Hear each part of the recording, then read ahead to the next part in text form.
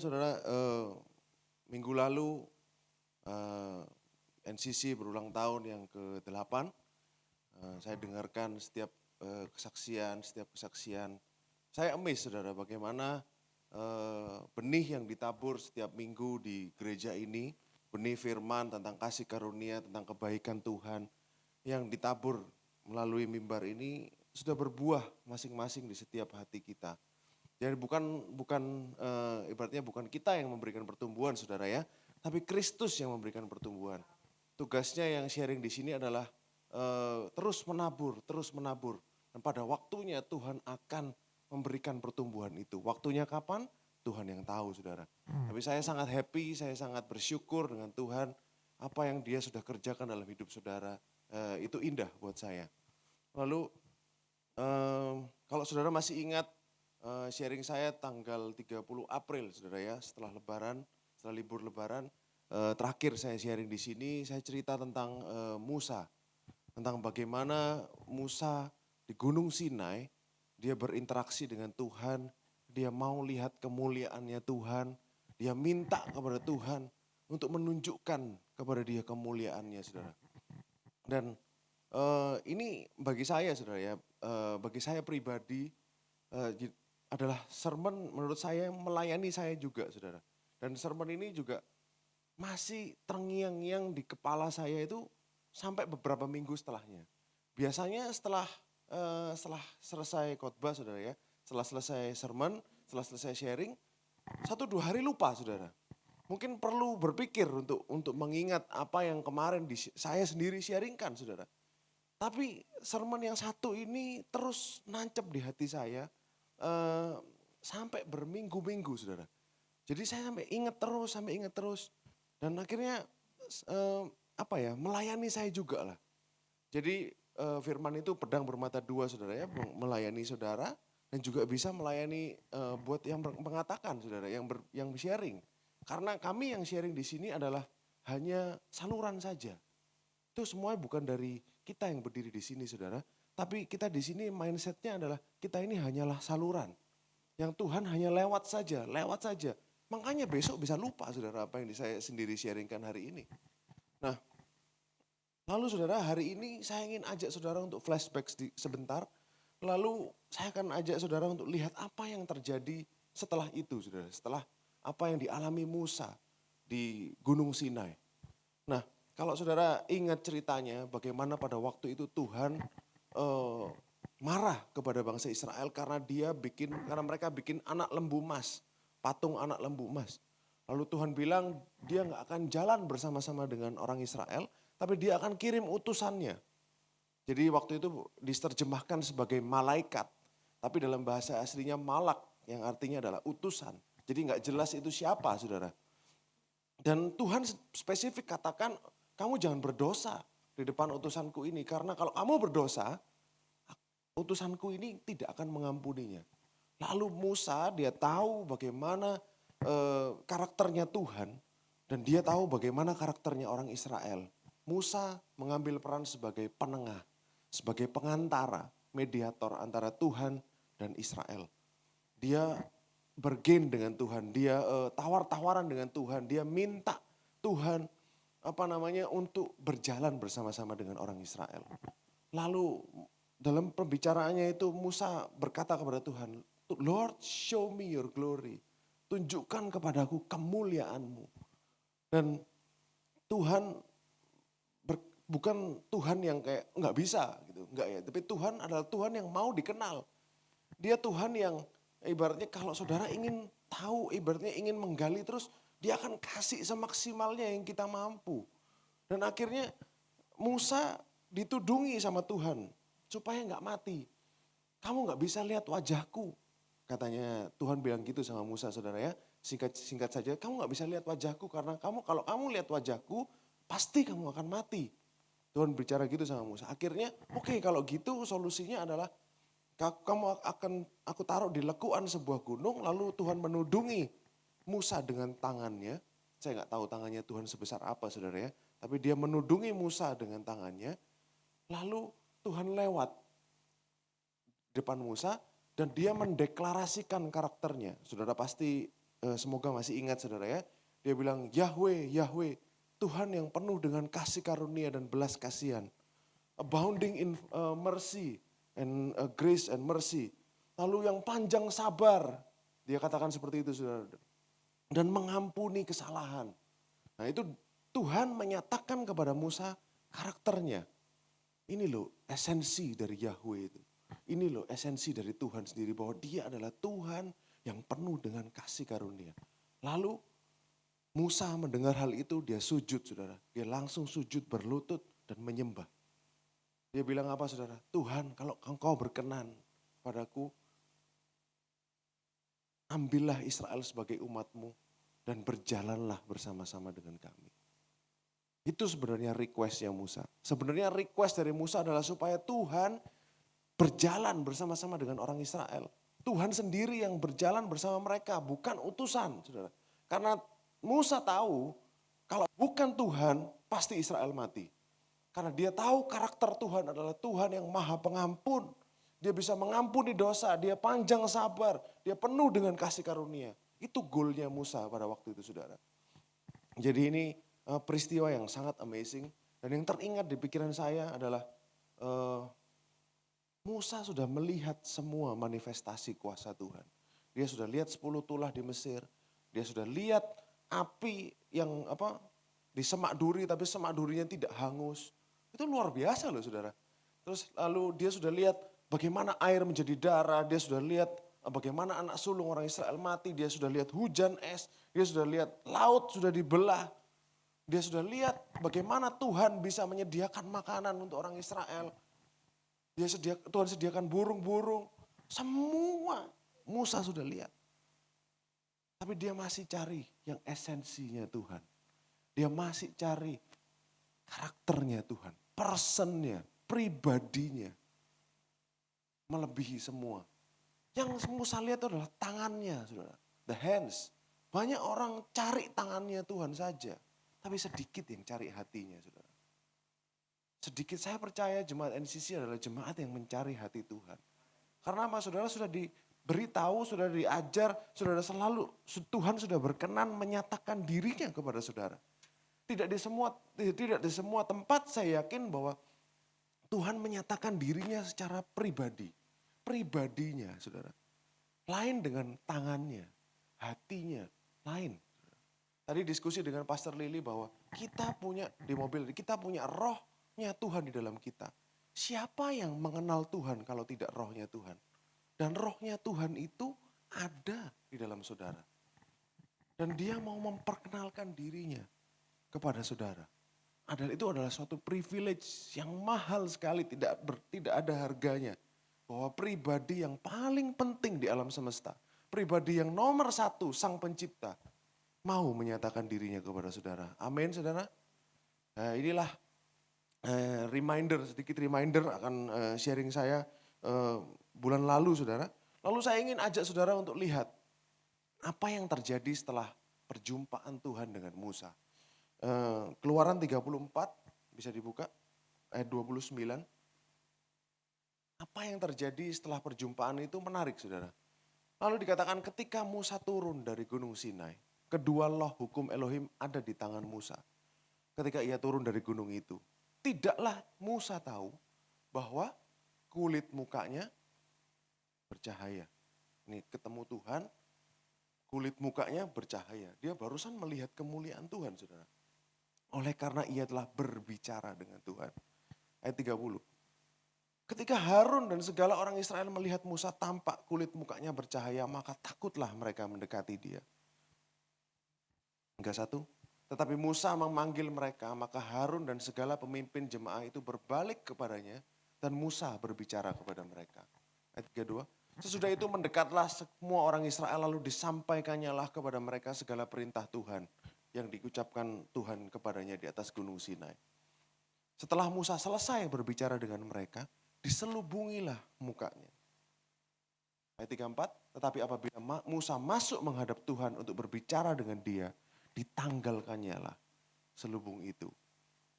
Sampai ia keluar. Dan apabila ia keluar, dikatakanlah kepada orang Israel apa yang diperintahkan kepadanya. Ayat 35, Apabila orang Israel melihat muka Musa, bahwa kulit muka Musa bercahaya, maka Musa menyelubungi mukanya sampai ia masuk untuk menghadap Tuhan, berbicara dengan Tuhan. Jadi fenomena ini terjadi, saudara, akibat perjumpaan dengan Tuhan, mukanya dia jadi bercahaya. Dan orang yang melihat tuh sampai takut loh, saudara. Jadi inilah apa yang terjadi pada Musa waktu itu. Dan saudara, kalau saudara lihat, hal ini terjadi juga pada Yesus Kristus. Kapan saudara? Pada saat dia dimuliakan di atas gunung. Boleh dibuka Matius 17 ayat 2. Lalu Yesus berubah rupa di depan mata mereka. Wajahnya bercahaya seperti matahari. Dan pakaiannya menjadi putih bersinar seperti terang. Wajahnya bercahaya seperti matahari. Paralel dengan Musa. Lalu kita lihat Wahyu 1 ayat 16. Ini Matius, sekarang Rasul Yohanes. Dan di tangan kanannya, ini berbicara tentang Yesus saudara ya. Ia memegang 7 bintang dan dari mulutnya keluar sebilah pedang tajam bermata 2. Dan wajahnya bersinar-sinar bagaikan matahari yang terik. Nah saudara, inilah paralelnya saudara. Jadi apa yang terjadi sama Musa itu juga terjadi pada Yesus. Karena memang Musa adalah tipologi dari Kristus di perjanjian lama. Musa ini adalah gambaran Kristus memang saudara. Dan kalau saudara lihat dengan seksama, cerita bahwa mukanya Tuhan Yesus ini bersinar seperti matahari hanya ada di Matius. Kalau saudara lihat di Markus tidak menuliskan mukanya seperti apa, tidak mendeskripsikan. Kalau saudara lihat di Lukas hanya bilang ia berubah rupa. Tidak mendeskripsikan bahwa menjelaskan bahwa ia bersinar. Kenapa saudara? Kok hanya Matius? Karena Injil Matius memang dikhususkan untuk orang Yahudi. Dituliskan untuk orang Yahudi saudara. Oleh karena itu saudara tahu bahwa tokoh yang menjadi nomor 1 bagi orang Yahudi adalah Musa. Saudara. Pahlawan nasional saudara, kalau bapaknya mereka adalah Abraham, pahlawan nasionalnya nomor 1 adalah Musa. Nah, jadi Matius menggambarkan dalam tulisannya bahwa Yesus ini adalah the new Moses. Jadi Musa yang baru, Musa yang sejati, yang akan memimpin, kalau Musa memimpin bangsa Israel keluar dari perbudakan di Mesir, Yesus akan memimpin seluruh umat manusia keluar dari perbudakan dosa. Jadi kalau saudara lihat deskripsi tentang Yesus di Musa, di mana disebut khotbah di bukit, itu hanya di kitab Matius, saudara. Tidak ada di kitab lain. Lainnya bukan di bukit, saudara. Sermon on the Mount, bukan di bukit, di gunung, saudara. Karena itu menggambarkan ada 2 gunung, antara Sinai dan gunung tempat Yesus berkhotbah. Jadi itu paralelnya antara Musa dan Yesus itu sangat kental sekali di kitab Matius. Jadi kalau saudara baca kitab Matius, boleh saudara lihat tipologinya. Musa mau dibunuh pada waktu bayi, Yesus juga mau dibunuh pada waktu bayi. Musa ada di tanah asing pada waktu dia masih kecil. Begitu juga Yesus, dia ke Mesir pada waktu dia masih bayi saudara. Jadi banyak tipologi-tipologi itu bisa saudara pelajari sendiri nanti.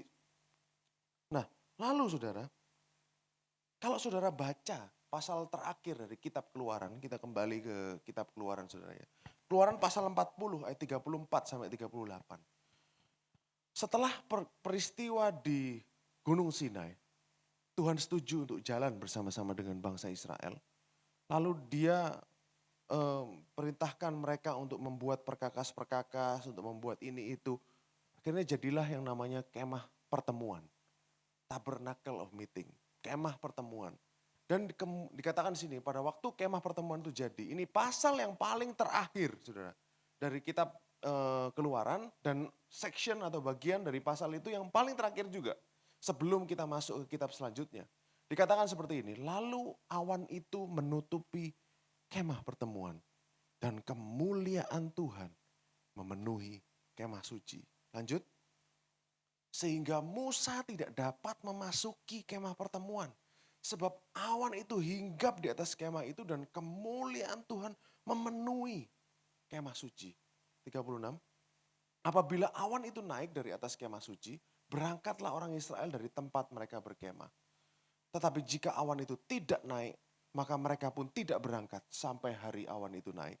38, sebab awan itu ada di atas kemah suci pada siang hari dan pada malam hari ada api di dalamnya.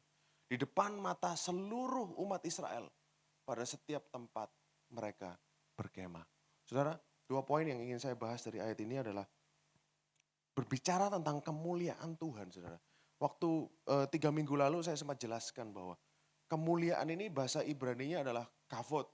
Kavod ini akar katanya adalah kafer. Kafer ini artinya berat, heavy. Sesuatu yang berat, saudara. Artinya apa, saudara? Orang Yahudi paham bahwa kemuliaan ini bukan sesuatu yang tidak bisa disentuh. Kemuliaan ini adalah sesuatu yang padat. Sesuatu yang bisa occupy space, yang bisa menempati tempat. Jadi sesuatu yang tangible, sesuatu yang bisa di ibaratnya yang apa ya, tangible itu apa ya? Nyata, saudara ya. Sesuatu yang padat dan dia bisa menempati ruang, saudara. Bukan gas. Saudara. Makanya sampai Musa tidak bisa masuk ke dalam. Musa nggak bisa masuk, saudara. Berarti kan penuh ruangannya. Jadi menempati suatu ruang. Ini orang Yahudi sangat paham tentang ini, saudara. Lalu nanti kita akan bahas lagi tentang ini, tapi saya juga mau ada jelaskan poin yang kedua. Saudara perhatikan, orang Israel berangkat hanya pada saat awan itu naik. Kalau awan itu tidak naik, dikatakan apa? Mereka enggak berangkat, saudara ya. Bukankah itu seperti kehidupan kita hari ini, saudara? Kita sebagai umat perjanjian baru yang sudah paham tentang karya Kristus yang sempurna di atas kayu salib. Sekarang Roh Kudus ada di dalam setiap saudara dan saya. Kalau saudara sering ditanyain, sering terjadi perdebatan adalah setelah kasih karunia, setelah tahu tentang grace, terus apa lagi, saudara? Itu pertanyaan yang kurang tepat menurut saya. Karena grace bukan doktrin, saudara. Grace adalah kasih karunia, adalah pribadi Kristus. Itu sudah yang paling tinggi, saudara. Saudara kenal dia, saudara berjalan bersama-sama dengan dia, dipimpin oleh Roh, bersama-sama dengan dia setiap hari, sama seperti yang terjadi dengan orang Israel. Kalau awan itu berangkat, awan itu naik, dia berangkat. Sama dengan saudara dan saya hari ini. Roh Kudus, apa setelah kita tahu kasih karunia, kita tahu ada Tuhan di dalam kita ikutlah arahan dia, saudara. Kemana dia mau kita pergi. Sama seperti bangsa Israel. Oke, naik hari ini, berangkat, saudara. Turun, oke, berhenti di sini. Ikut tuntunan Roh Kudus melalui setiap hari dalam kehidupan saudara. Bisa dipahami, saudara ya. Jadi kalau tanya, apakah kasih karunia itu, apakah setelah kasih karunia, berarti belum mengerti bahwa kasih karunia adalah bukan doktrin, bukan suatu pengajaran, tapi kasih karunia adalah pribadi Kristus itu sendiri, saudara. Saudara sudah mengenal pribadi yang nomor satu di dunia, sudah gak ada lagi, saudara. Itu sudah yang paling mentok. Sekarang hidup bagaimana, Pak? Ikutlah tuntunan Roh Kudus. Kemana dia mau saudara pergi hari ini. Sama seperti bangsa Israel. Ini adalah contoh yang jelas, contoh yang bagus. Menurut saya contoh yang mudah dimengerti, saudara. Misalnya hari ini Tuhan, kemana kita hari ini? Tuhan apa yang harus kita lakukan hari ini? Pimpin, saudara. Kalau ada gerakan-gerakan Roh Kudus, ikuti, saudara.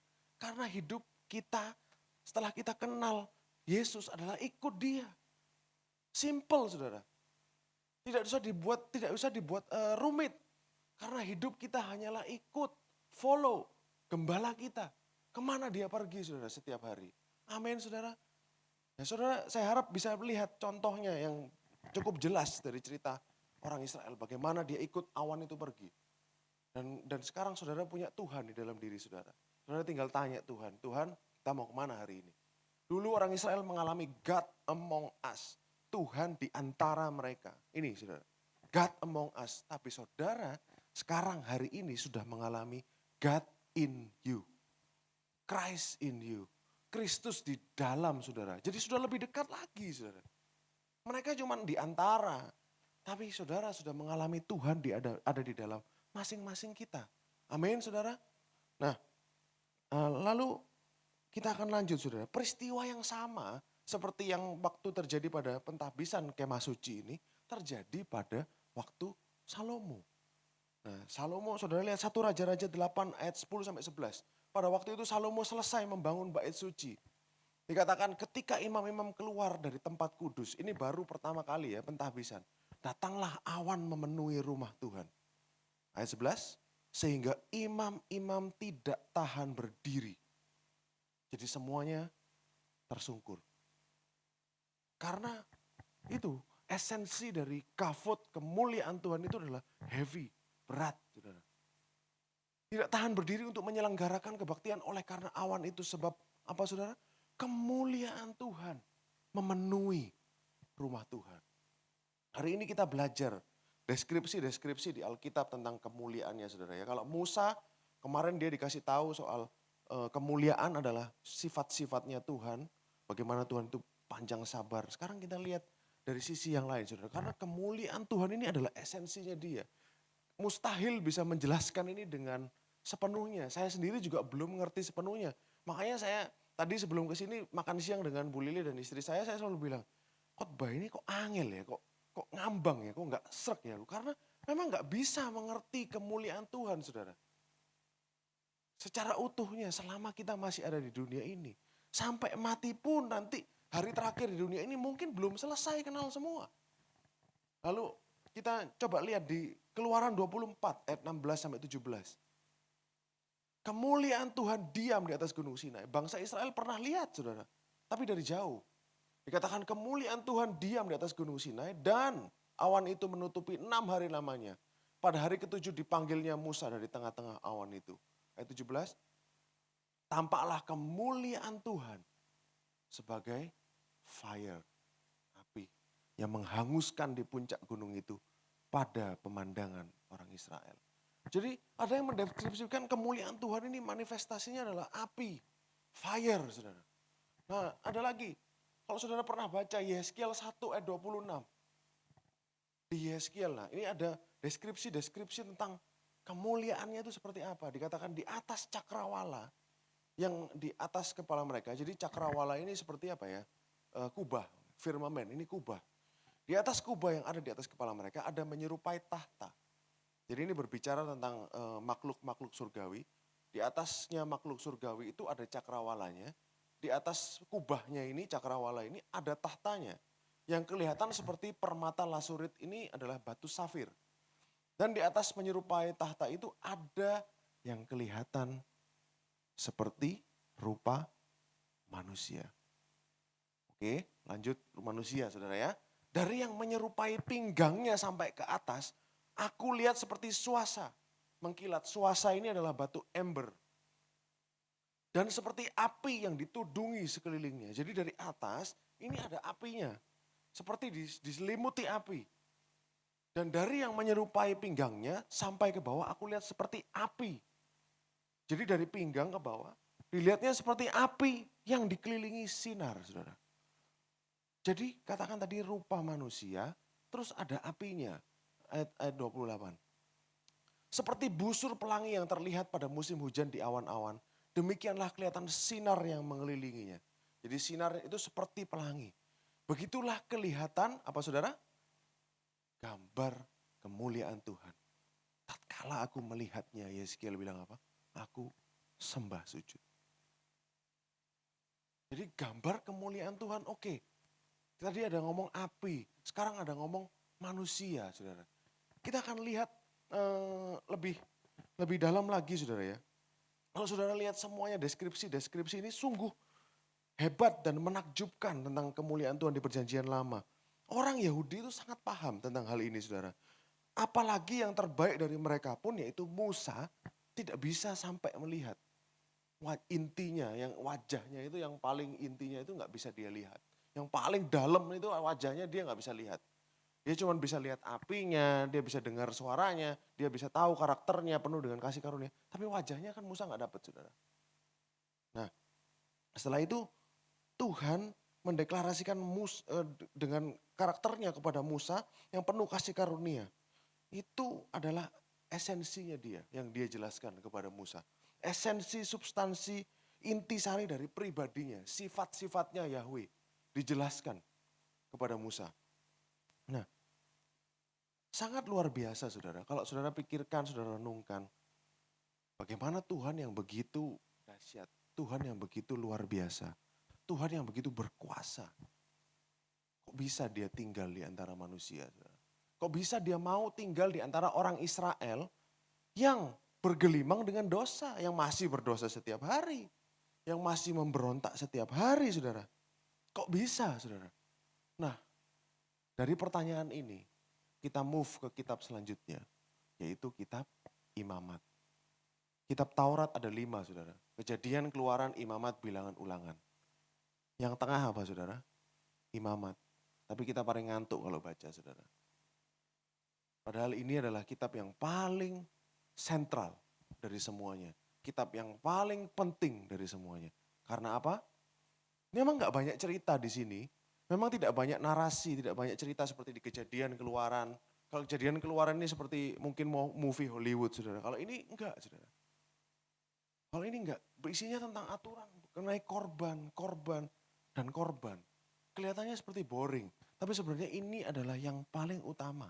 Karena berbicara tentang korban Kristus. Kita semua tahu di NCC sudah paham ada macam-macam korban. Korban penghapus dosa, korban sajian, korban keselamatan, korban penebus salah. Macam-macam saudara. Banyak jenis korban dan semuanya adalah menggambarkan karya Kristus di atas kayu salib. Tapi bagi orang Israel juga korban ini sangat penting saudara. Nah seringkali dengan mindset kita kita selalu berpikir, oh berkorban ini berarti self deprivation apa ya? Istilahnya mengurangi diri sendiri berkorban gitu saudara ya. Mengurangi apa yang kita miliki sendiri untuk Tuhan. Sebenarnya salah saudara. Orang Yahudi paham arti korban yang benar saudara. Karena mereka tahu, kalau lihat dari arti katanya, korban itu akar katanya adalah kafur. Kafur ini artinya mendekat. Jadi esensi dari korban adalah mendekat. Sebenarnya itu saudara. Kalau kita bisa simpulkan, kita pikir renungkan, saudara pikir. Korban itu adalah tujuannya adalah supaya menjadi dekat. Dan amazingnya saudara, korban kalau saudara baca cerita di Alkitab dari awal sampai akhir, sebenarnya saudara akan tahu yang memberikan korban pertama kali, yang menginisiasi korban pertama kali adalah Tuhan. Katakan di kitab Wahyu, Yesus Kristus adalah anak domba Elohim yang sudah disembelih sebelum dunia dijadikan. Artinya apa saudara? Sebelum kita dijadikan, sebelum kita diciptakan, Tuhan sudah tahu bahwa Yesus harus mati nanti. Dia harus jadi korban. Dia sudah tahu dari dulu, dia sudah persiapkan bahkan sebelum dunia dijadikan. Pada waktu Adam dan Hawa berdosa, saudara, di Taman Eden, mereka mengambil buah ara, daun ara, lalu membuat cawat dari situ, menutupi ketelanjangannya. Tapi kan itu cara yang salah, saudara. Kalau saudara baca di Kejadian 3 ayat 21, dikatakan Tuhan Elohim membuat pakaian dari kulit binatang untuk manusia dan untuk istrinya lalu mengenakannya kepada mereka. Saudara, kalau membuat pakaian dari kulit berarti ada yang mati. Ada binatang yang dikorbankan. Orang-orang Yahudi percaya bahwa binatang ini adalah domba, saudara. Jadi korban pertama di Kejadian sebenarnya bukan Kain dan Habel. Saudara. Tapi Tuhan sendiri yang melakukan itu. Tuhan sendiri yang mengorbankan binatang ini untuk menutupi ketelanjangan manusia. Kalau saudara lihat saudara ya, cerita-cerita ini, kalau saudara ingat loh gak cerita akedah Ishak, bagaimana Ishak dipersembahkan di Bukit Moria. Yang menyediakan korban pengganti, siapa saudara? Kan gak jadi Ishak dikorbankan. Lalu tiba-tiba Abraham lihat, ada domba yang tanduknya tersangkut di semak-semak, saudara. Benar kan saudara? Ini kan Tuhan yang menyediakan korban penggantinya. Jadi pada saat Ishak naik, korban itu juga ikut naik saudara. Dari bukit sebelahnya. Domba ini juga diarahkan Tuhan naik dari sisi yang lain dari bukit itu. Sehingga pada saat Tuhan bilang stop, domba itu sudah ada di sana. Yang menyediakan siapa saudara? Tuhan Yesus Kristus. Tuhan sendiri saudara yang menyediakan. Artinya apa? Artinya apa saudara? Yang mau mendekat kepada manusia itu siapa? Manusia yang ingin mendekat kepada Tuhan atau Tuhan yang ingin mendekat kepada manusia? Tuhan yang mau dekat dengan saudara. Dia pribadi yang nomor satu di alam semesta yang paling tinggi saudara. Supreme being. Mau mendekat kepada kita. Makanya dia sediakan korban. Dia sediakan korban artinya kita tahu konsepnya korban sekarang apa? Mendekat. Inisiatifnya dimulai dari Tuhan. Tidak pernah dari manusia saudara. Manusia mencoba dan terus gagal. Adam pakai daun, salah caranya saudara. Sudah salah caranya itu. Tuhan tunjukkan cara yang benar. Dari situ kita tahu betapa besarnya kasihnya buat saudara dan saya. Bagaimana dia mau dekat dengan kita. Siapa kita saudara? Kita makhluk, dia bisa ciptakan kita. Sekejap dia bisa ciptakan manusia yang baru. Dunia yang baru, tapi dia mau. Ibaratnya ngopeni kita, memelihara kita. Bahkan mau sampai mendekat kepada kita. Mau masuk dalam diri kita yang masih tidak sempurna saudara. Mau mendekat kepada saudara dan saya. Itulah Tuhan kita Yesus Kristus. Amin. Kita akan baca di Ibrani 10 ayat 11 sampai 14. Selanjutnya dikatakan ini tentang korban saudara ya. Setiap imam melakukan tiap-tiap hari pelayanannya dan berulang-ulang mempersembahkan korban yang sama. Jadi dengan lembu, dengan domba, korban yang sama sekali tidak dapat menghapuskan dosa, katanya penulis Ibrani. Ayat 12, tetapi ia, Yesus, setelah mempersembahkan hanya satu korban saja karena dosa. Ia duduk untuk selama-lamanya di sebelah kanan Elohim. Korbannya siapa? Dirinya sendiri. Ayat 13, dan sekarang ia hanya menantikan saatnya di mana musuh-musuhnya akan dijadikan tumpuan kakinya. 14, sebab oleh satu korban saja, satu saja saudara, ia telah menyempurnakan mereka selama-lamanya mereka yang ia kuduskan. Nanti di Bible Study saya ingin bahas tentang ayat 14 ini saudara ya. Jadi karena ini ayat 14 ini menunjukkan bagaimana kekudusan dan keadaan tidak berdosa itu beda saudara. Jadi jangan dikatakan kudus itu berarti tidak berdosa. Ini saudara lihat, menyempurnakan selama-lamanya mereka yang ia kuduskan. Berarti kan beda. Kudus belum tentu sempurna loh saudara. Karena kudus itu artinya dipisahkan. Set apart, dipisahkan dari yang lain. Lawan katanya kudus adalah umum, common. Jadi kudus ini artinya uncommon, tidak sama, tidak umum. Jadi common dan uncommon. Kudus itu artinya sama dengan sinonimnya uncommon. Nah, jadi katakan Yesus menjadi korban sekali untuk selama-lamanya. Selesai, saudara. Selesai, it's finished. Apa yang dia lakukan di atas kayu salib itu adalah ultimate sacrifice. Korban yang terakhir dan korban untuk selama-lamanya menyucikan dosa saudara dan saya. Amin. Saudara lihat, saudara resapi, saudara renungkan apa yang dia sudah lakukan buat saudara dan saya. Bersyukur semakin kita tahu, semakin kita mengerti, semakin kita paham bahwa sebenarnya Tuhan yang ingin dekat dengan kita. Begitu baiknya dia sampai mau dekat dengan kita. Sebenarnya kita yang butuh dia, bukan dia yang butuh kita. Tapi dia yang malah mendekat kepada kita. Padahal dia tidak butuh kita saudara. Itulah kasihnya dia. Kasih yang tidak bisa dimengerti saudara. Kasih yang kalau orang pikir, kok gitu ya, masa mungkin seperti itu. Buktinya dia sudah terjadi. Dia sudah lakukan buat saudara dan saya. Amin saudara. Nah lalu di Ibrani 1 ayat 1 sampai 4 saudara. Ibrani 1-4 dikatakan, setelah pada zaman dahulu, Elohim berulang kali dalam berbagai cara berbicara kepada nenek moyang kita dengan perantaraan nabi-nabi. Ini kan kitabnya orang Ibrani, saudara. Ditujukan kepada orang Ibrani. Ayat 2, maka pada zaman akhir ini, ia telah berbicara kepada kita dengan perantaraan siapa, saudara? Anaknya. Yang telah ia tetapkan sebagai yang berhak menerima segala yang ada. Yesus itu, ibaratnya Tuhan di zaman akhir berbicara kepada kita melalui Yesus Kristus. Dan Yesus dikatakan sebagai berhak menerima segala yang ada. Kalau saudara pernah ingat sharing saya yang dulu tentang Ishak. Bagaimana Ishak adalah ahli waris dari semua yang bapaknya miliki. Sama seperti Kristus.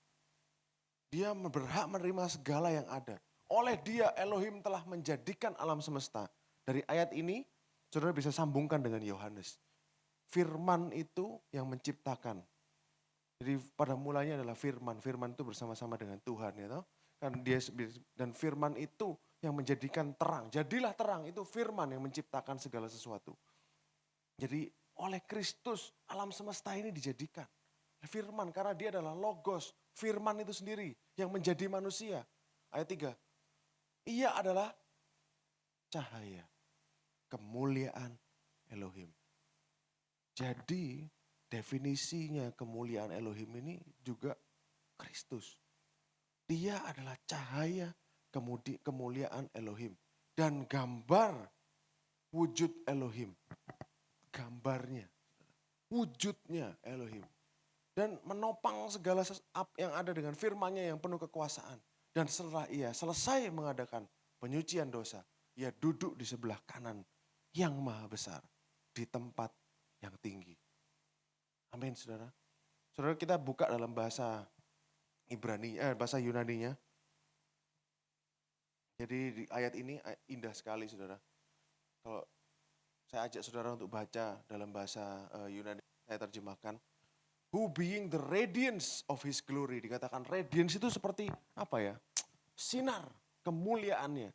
Radiance Tuhan itu, Yesus adalah radiance, sinar dari kemuliaannya. Dan exact expression of the substance. Tadi diterjemahkan dalam bahasa Indonesia adalah gambar wujudnya Tuhan. Di sini dalam bahasa Ibrani dikatakan ekspresi dari substansinya Tuhan. Dan artinya apa? Dari intinya Tuhan. Substance-nya, esensinya Tuhan adalah Yesus Kristus. Dia adalah kalau karakter, saudara, karakternya Tuhan. Jadi dalam bahasa Yunani disebut karakter. Express image, ada terjemahan yang bilang gitu. Express image of God. Jadi dia adalah gambarnya Tuhan itu. Wujudnya Tuhan itu ya Yesus Kristus, saudara. Nah, dikatakan seperti ini, kalau saudara melihat Yesus, saudara sudah melihat Yahweh. Saudara sudah melihat Bapa itu sendiri karena dikatakan dia gambar wujudnya Elohim. Kalau saudara pernah baca di Yohanes 14, boleh dibuka adalah Yohanes 14. Sekiranya kamu mengenal aku, Yesus katakan kepada muridnya, pasti kamu juga mengenal Bapakku. Sekarang ini kamu mengenal dia dan kamu telah melihat dia. Ayat 8. Kata Filipus kepadanya, Tuhan tunjukkanlah Bapa. Kan kita bilang Yahweh nih, saudara. Tunjukkan Yahweh kepada kami. Itu sudah cukup kepada kami. Ayat 9. Ketika kata Yesus kepadanya, telah sekian lama aku bersama kamu Filipus, namun engkau tidak mengenal aku. Lanjut, barang siapa telah melihat aku, ia telah melihat Bapa. Bagaimana engkau berkata tunjukkanlah Bapa. Jadi kalau mau penasaran Yahweh wujudnya seperti apa, ya Yesus Kristus, saudara. Ayat 10. Tidak percayakah engkau bahwa aku di dalam Bapa dan Bapa di dalam aku? Apa yang aku katakan kepadamu tidak aku katakan dari diriku sendiri. Tetapi Bapa yang diam dalam aku, dia yang melakukan pekerjaannya. Amin, saudara. Sampai di sini saya harap saudara semakin jelas. Jadi sebenarnya kalau mau lihat Bapa wujudnya Yahweh seperti apa, ya Yesus itu sendiri. kemuliaan Tuhan, the glory, tadi dikatakan radiance of his glory. Kemuliaan Tuhan itu adalah Yesus Kristus itu sendiri. Oleh karena itu, Yeskiel katakan, aku melihat rupa manusia. Wujud dari kemuliaan Tuhan itu adalah Yesus itu sendiri. Lalu kita baca bersama Yohanes 1 ayat 14. Yohanes 1 ayat 14 dikatakan apa? Firman telah menjadi manusia dan diam di antara kita. Dwelt, ini dalam bahasa aslinya tabernacle. Jadi dia berkemah di antara kita. Seperti kemah suci, tabernacle di antara kita. Dan kita telah melihat, siapa saudara? Kemuliaannya. We beheld his glory, bahasa Inggrisnya. Kami lihat kemuliaannya. Saudara ingat Musa, dikatakan show me your glory, gak dikasih sama Tuhan. Ya nanti kamu mati saudara. Dia bilang gitu, Tuhan bilang gitu sama Musa.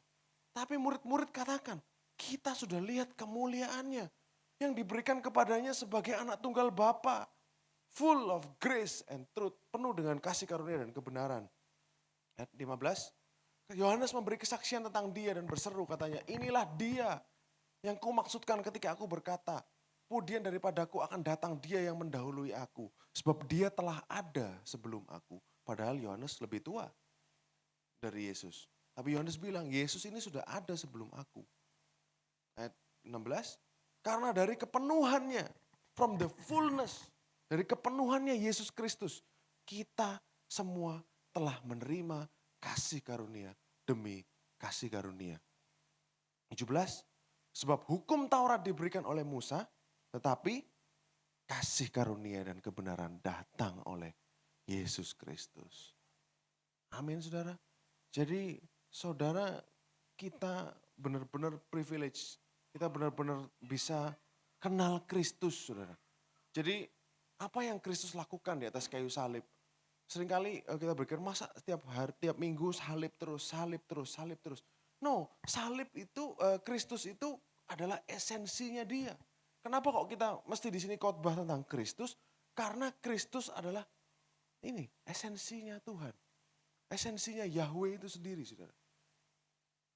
Substansi, inti, sari dari Yahweh itu semua ada di dalam Yesus. Saudara bayangkan, saudara. Saudara bayangkan dengan seluruh kemuliaan yang dia miliki. Saudara lihat api, ada petir pada waktu itu, manifestasinya. Terus lalu Yeskiel melihat seorang rupa manusia, ada api semuanya. Dikelilingi sinar seperti api, ada pelanginya dan segala macam. Lalu bagaimana Musa ketemu dengan Tuhan, nyatakan kemuliaannya. Dengan begitu besar kuasa, saudara ya. Itu powernya luar biasa. Kuasanya, kemuliaannya besar sekali. Bisa dimasukkan dalam manusia, wujud manusia. Yesus Kristus. Jadi semua kuasa yang begitu luar biasa itu disembunyikan dalam Yesus Kristus. Dimasukkan dalam pribadi Kristus. Ajaibnya, kenapa dia begitu rendah hati, saudara? Dia sampai rela mati untuk saudara dan saya. Bukan mati biasa, saudara, tapi matinya mengerikan. Dia ditelanjangi, disiksa, dipukul, diludahi, dihina, saudara. Dicambuk, disalib layaknya seorang kriminal, seperti seorang penjahat, saudara. Padahal semua kemuliaan Tuhan itu ada di dalam dia loh. Tapi ia begitu rendah hati, saudara. Ia begitu rendah hati, dia benar-benar taat sampai mati di kayu salib. Semuanya buat saudara dan saya. Saudara tahu dia adalah kemuliaan Tuhan. Dia adalah Tuhan itu sendiri. Yang paling mulia di alam semesta. Semua diberikan kepada dia. Tadi kan dikatakan seperti itu kan. Semua diberikan kepada dia. Kepenuhan Tuhan ada pada dia. Tapi dia tetap pada waktu di dunia dia mengambil rupa seorang hamba. Orang biasa, saudara. Yesus. Bukan lahir sebagai raja dengan kemegahannya. No, dia jadi tukang kayu, kerja keras, saudara.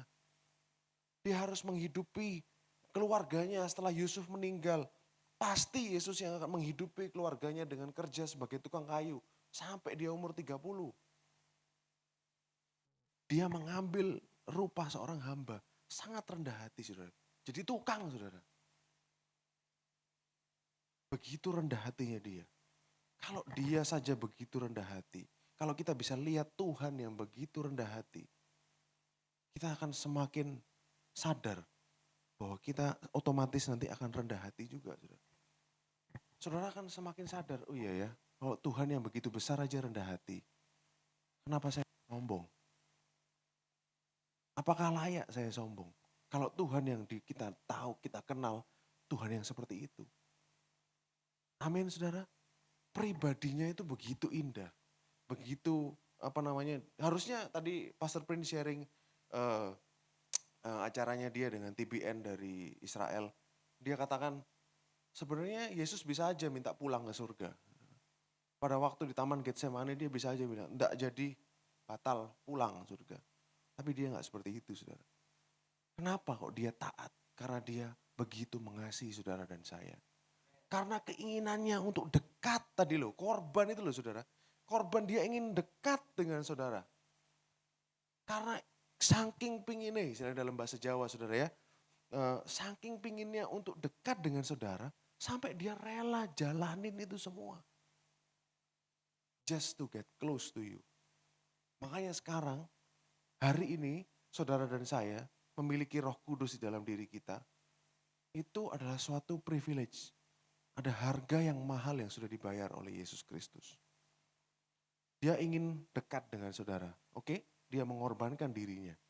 Dan korbannya itu begitu sempurna. Sampai saudara begitu sudah dekat lagi dengan Tuhan. Ibaratnya sedekat mungkin. Orang Israel menggunakan korban-korban. Korban penghapus dosa, korban lembu, sapi, domba dan segala macam saudara ya. Tuhan cuma tinggal di tengah-tengah mereka. Itu terbatas sampai God among us. Itu aja mereka sudah happy. Kalau perang, mereka selalu bawa tabutnya. Kalau Tuhan ada bersama-sama dengan mereka, pasti kita menang perang ini. Ya, kalau Tuhan bersama orang Israel, mereka pasti yakin menang. Confident, percaya, pasti menang. Kalau Tuhan ada bersama mereka. Hari ini kita punya sesuatu yang lebih dahsyat dari itu. Karena korban Kristus yang sempurna ini bukan lagi God among us, bukan lagi Tuhan di antara kita, tapi Tuhan di dalam kita. Melalui Roh Kudusnya, dia di dalam, itu sudah paling dekat, tidak bisa lebih dekat lagi saudara. This is as close as it can be. Sudah sedekat, sudah paling dekat, maksimal saudara. Gak ada yang lebih dekat lagi. Karena pengorbanannya adalah pengorbanan yang sempurna. Perfect sacrifice. Oleh karena itu dia mendekat kepada saudara, paling dekat, sudah nempel terus sama saudara. Bersatu dengan saudara. Yang Pastor Lili tadi katakan apa? Manunggal. Bersatu, unity. Tuhan dengan saudara. Makanya saudara kita hari ini bisa berkata apa? Christ in you. Kristus di dalam saudara. Di dalam saudara ada glory. Ada seperti kuasa-kuasa yang saya jelaskan tadi itu semua, kemuliaan Tuhan itu semua ada di dalam kita, saudara. Ada di dalam saudara dan saya. Saudara tinggal ikuti kemana dia memimpin saudara. Seperti bangsa Israel, awannya pergi, ikut pergi saudara. Awannya turun, berhenti berkemah di situ. Just follow, ikuti saja saudara. Kemana dia akan bawa saudara.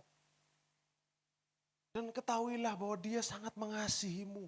Dia gak mungkin bawa saudara, ibaratnya dia gak mungkin rancangkan yang buruk buat saudara. Rancangannya indah, pikirannya jauh lebih tinggi dari pikiran saudara. Kalau saudara sedang mengalami sesuatu yang kurang enak, hari ini percayalah Tuhanmu sampai mati. Mati sebagai kriminal saudara. Gak mungkin dia rancangkan buat saudara yang buruk dalam hidup ini. Kalau nyawanya saja diberikan buat saudara, masa yang lain tidak diberikan? Masa kesehatan tidak diberikan? Masa perlindungan, damai sejahtera, berkat finansial, perlindungan dari penyakit dan segala macam, masa itu lebih berharga daripada nyawa anaknya? Tidak mungkin saudara.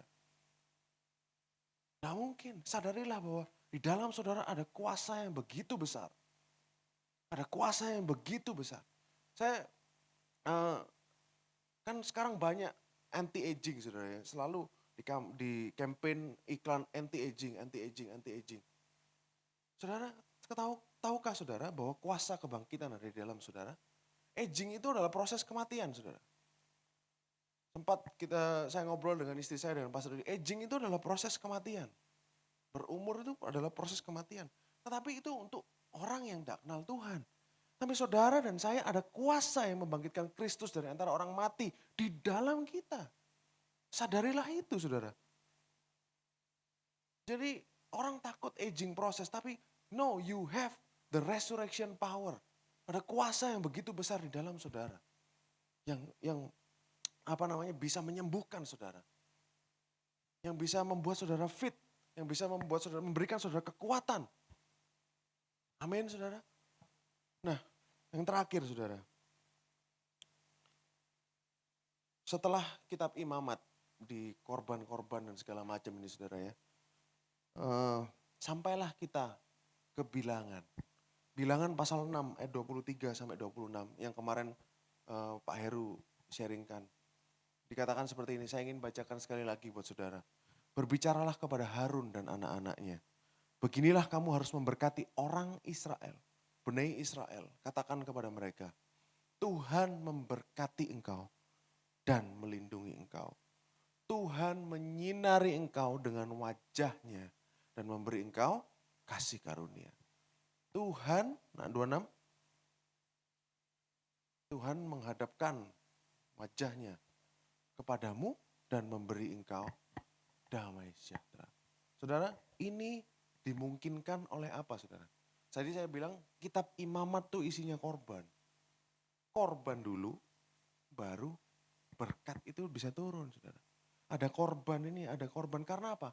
Hutang dosa. Dosa itu adalah hutang, saudara. Dan bayarannya adalah nyawa, darah. Nggak bisa dibayar dengan yang lain. Harus ada yang mati, saudara. Dan sudah dibayarkan dengan korban di kitab Imamat tadi. Barulah di Bilangan bisa berkata seperti ini. Keluarlah berkat. Tuhan memberkati engkau, melindungi engkau. Tuhan menyinari engkau dengan wajahnya. Dan memberi engkau kasih karunia. Kalau saudara ingat sharing saya yang 3 minggu yang lalu. Kalau saudara belum waktu itu nggak hadir, saya encourage saudara untuk lihat di YouTube. Karena bagi saya personal itu indah, saudara. Dikatakan Musa berkata boleh dibuka ya, Keluaran 33 ayat 14 sampai 15. Keluaran 33 ayat 14, bentar lagi saya selesai, saudara. Lalu ia berfirman, aku sendiri hendak membimbing engkau dan memberikan ketentraman kepadamu. Ini waktu Musa argumen dengan Tuhan. Musa minta Tuhan untuk jalan bersama-sama dengan dia. Bersama-sama dengan bangsa Israel. Ini kan aku sendiri hendak membimbing engkau, lead you, memimpin engkau dan memberikan ketentraman. Waktu itu saya katakan memberikan ketentraman ini bahasa Inggrisnya lebih jelas, I will give you rest. Aku akan memberikan kepadamu kelegaan. Seperti yang Yesus pernah katakan.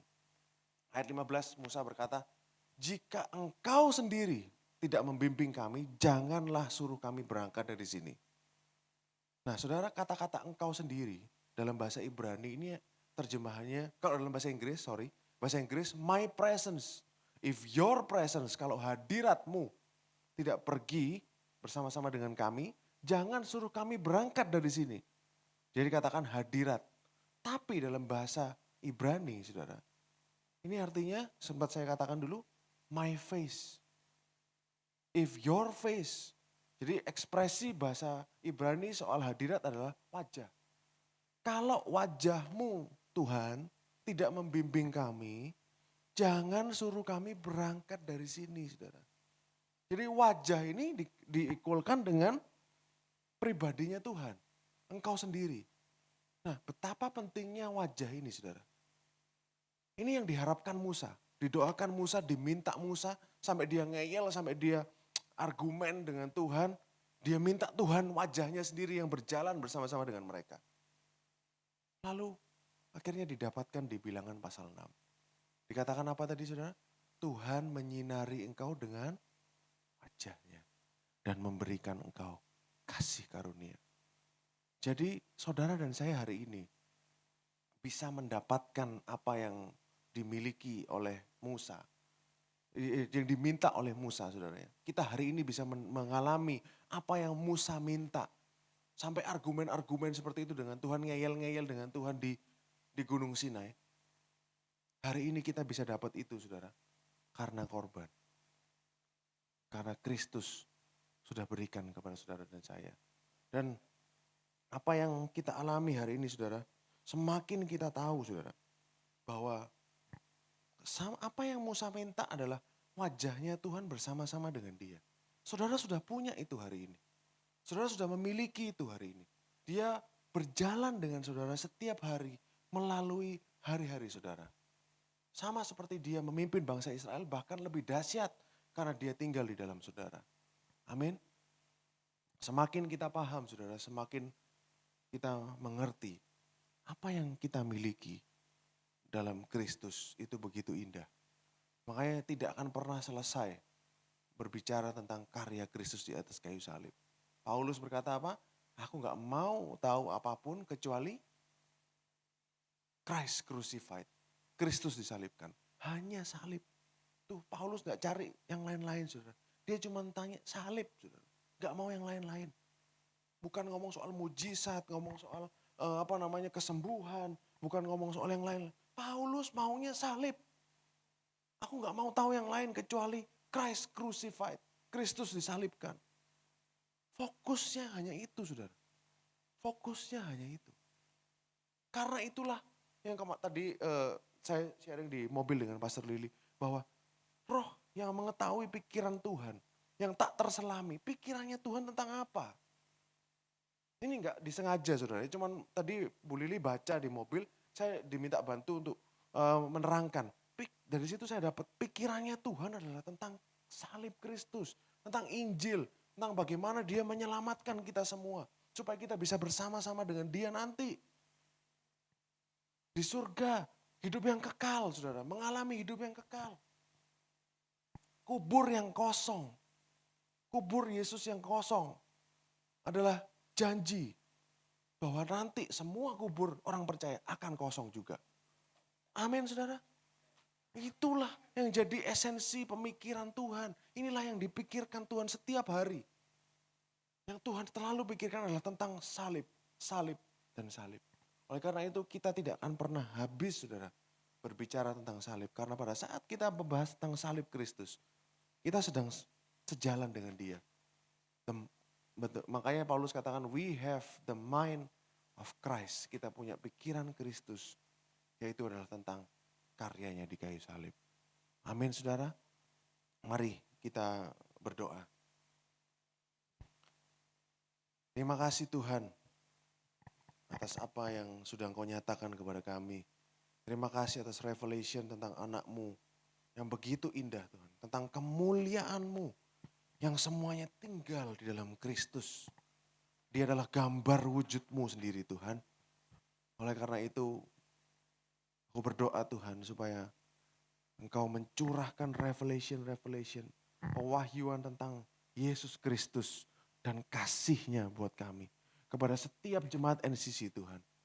Biarlah NCC jadi gereja yang kaya akan pewahyuan tentang kasih-Mu. Yang begitu indah, begitu luar biasa, begitu besar buat kami semua. Biarlah dalam hidup mereka setiap hari Tuhan. Mereka belajar semakin hari untuk mengenal, untuk belajar untuk mengikuti pimpinan Roh-Mu yang ada di dalam kami. Karena itulah tujuan hidup kami setiap hari. Ikut kemana gembala kami pergi. Terima kasih Yesus, terima kasih. Saya selesai berbicara Tuhan, tapi Engkau terus berbicara kepada jemaat NCC. Engkau berkati mereka Tuhan. Karena mereka adalah anak-anak yang Engkau kasihi. Terima kasih Yesus, di dalam nama Yesus kami berdoa dan mengucap syukur. Haleluya. Amin.